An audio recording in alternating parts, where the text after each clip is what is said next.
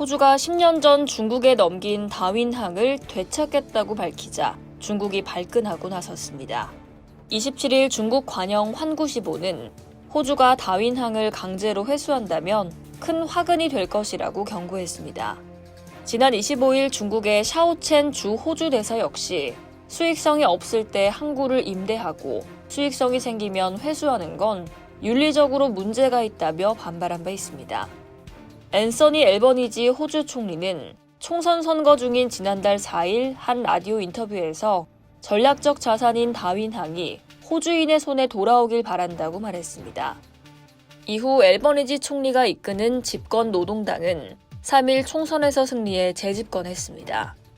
앨버니지 총리의 다윈항 회수 구상이 진행될 가능성이 높아짐에 따라 중국이 반발하고 있는 것으로 풀이됩니다. 호주의 다윈항은 어떻게 중국이 운영하게 됐을까요? 지난 2015년 호주 지방정부인 북부 준주는 다윈항의 노후화된 인프라를 개선하고 지역 경제를 활성화하기 위해 민간 자본 유치를 추진했습니다.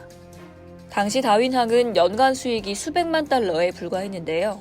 중국의 민간 기업인 랜드브릿지는 33개의 응찰 기업 중 가장 높은 금액인 약 5억 호주 달러를 제시해 사업권을 따냈습니다.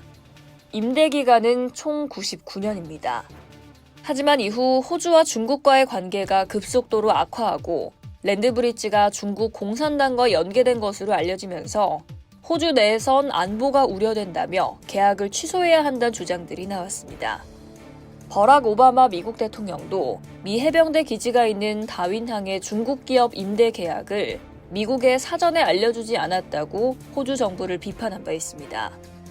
최근엔 미국이 이곳을 아시아 태평양의 전투기지로 다시 활용하고 있는 상황입니다. 한구시보는 정상적이고 투명한 입찰 절차를 통해 계약을 맺고 수주된 항만 운영이 호주 국내 정치에서 반복적으로 정치적 쟁점이 됐다고 지적했습니다.